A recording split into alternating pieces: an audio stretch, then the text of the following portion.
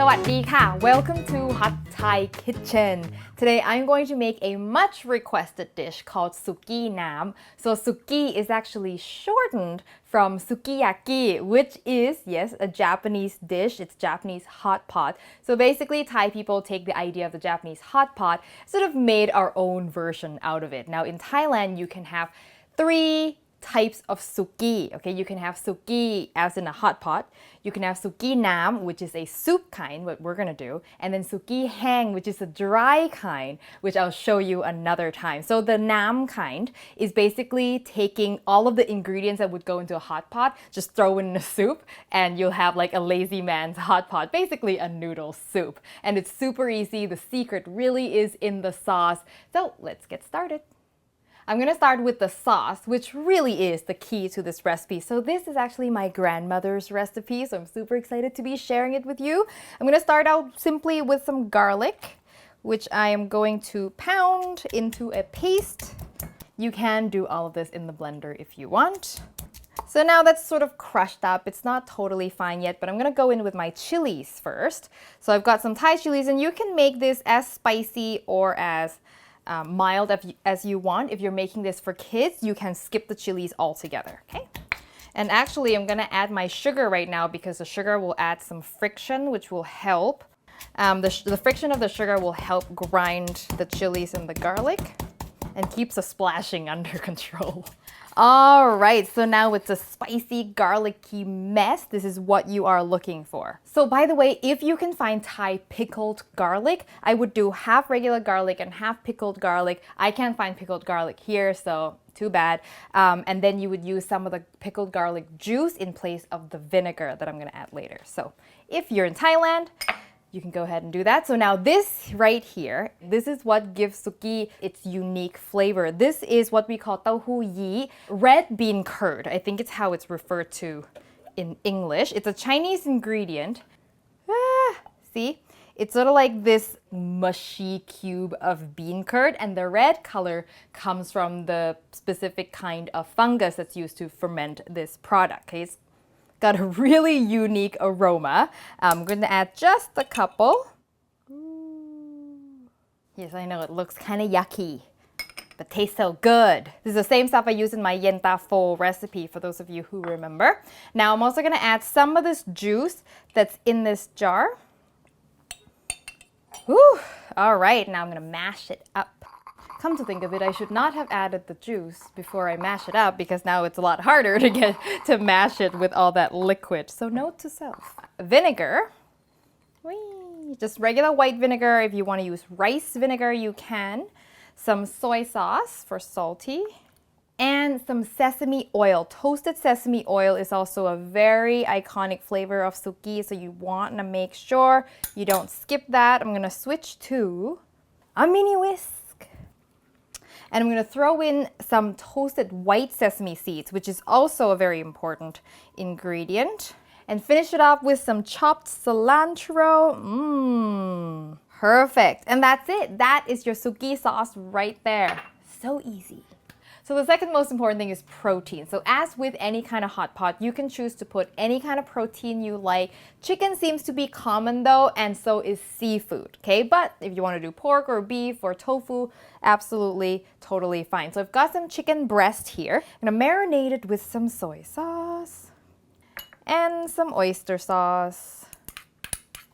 And to tie the flavors together between the protein and the sauce, I'm gonna add some sesame oil, toasted sesame oil. So if you remember from my beef and broccoli episode, I showed you a marinating technique called velveting that prevents meat from getting dry. It's very important if you're using chicken breast because chicken breast dries out very quickly. So I'm gonna add some egg white. So I've got some egg white here. There's a little bit of yolk in there. I broke it, but that's okay, it's not a big deal.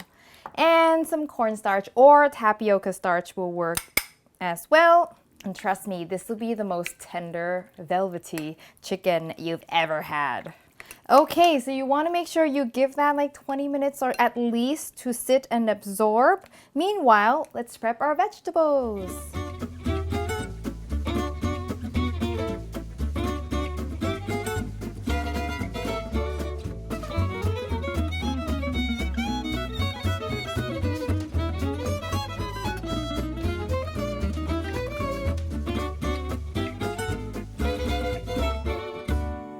So other than that, classic noodles in Suki is glass noodles. So this is glass noodles, also known as bean threads or bean vermicelli. It's made from mung bean starch that I've soaked in room temperature water for about 7 to 10 minutes. It's not a lot of noodles. So Suki, because the idea is a hot pot, is mostly vegetables and just a little bit of noodles. I've also got some egg, and this is just one egg plus the egg yolk left over from the marinade, which is why it looks kind of weird like this.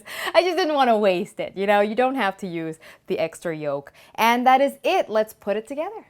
All right, we are ready to cook. So I've got some unsalted, this is very important, unsalted, either pork stock or chicken stock. I'm doing pork stock, which I believe is the more classic one. And I do have a recipe for how you can make your own homemade Thai-style pork or chicken stock. I'll make sure I'll put the link right up here.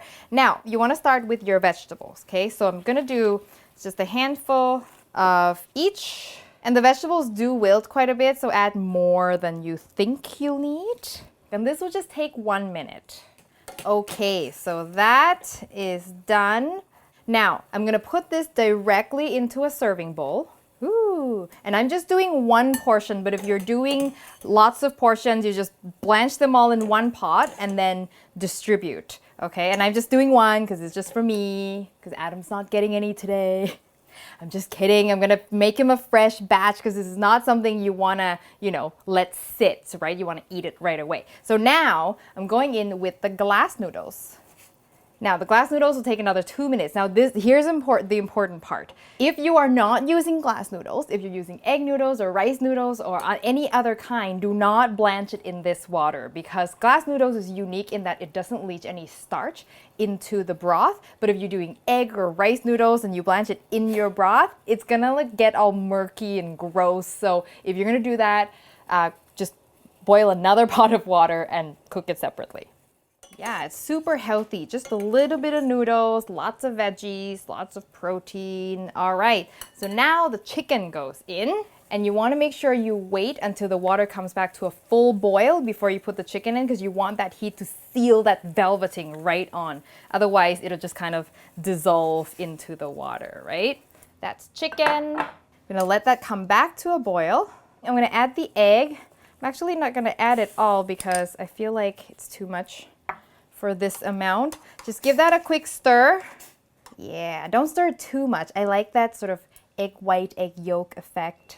And that is it. The Suki is done. By the way, Suki is something you can get at like street side vendors. Ooh, look at that. And I like mine with lots of egg. The egg is optional. Most people put it in, but I love it. So now that sauce that we made earlier. Ooh. So I'm gonna put a couple tablespoons into the soup, but you can put as much or as little as you want, okay? Oh, yes, look at that. Toss it all together. And I want to show you one thing. Sometimes I like to serve this with a dipping sauce. So you're eating the soup and you've got this nice piece of protein of chicken. You want an extra seasoning, you dip it in this dipping sauce. So the dipping sauce is super easy. I've got here some sriracha. You can use the Rooster brand, but this is a Thai sriracha sauce. And I'm gonna add just some of that Suki sauce in here.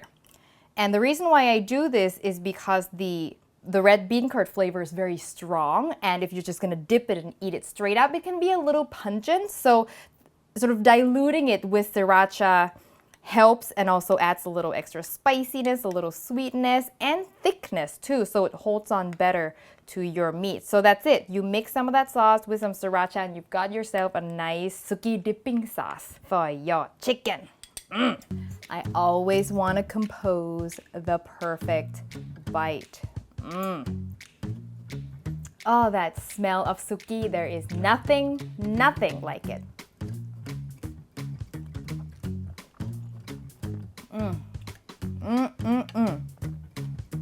Get my chicken, get my dipping sauce.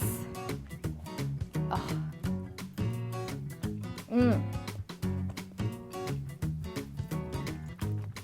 Oh.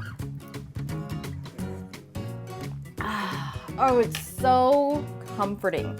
And that flavor of that sauce, if you've never had this before, this will be a whole new experience of flavor and aroma, so you've got to try it. And there is a reason why I've had so many requests for this, because people go to Thailand, try this, and people are like, what is that? I need to recreate it. And almost no restaurant, at least here in Canada, offers this dish. Once you make that sauce, keep it in the fridge. It'll last you at least a couple of weeks in the fridge. So the recipe, as always, will be on hotthai-kitchen.com. When you make it, send me a photo on Facebook, Twitter, or Instagram. And if you haven't subscribed to the show, make sure you do so you don't miss an episode. And click the little bell icon too so you get a notification every time I post a new video. And if you love the show, you want to support us, check out the Patreon link in the description below. And I will see you next time for your next delicious Thai meal.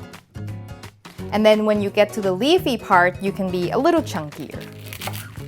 The vegetables. Not you.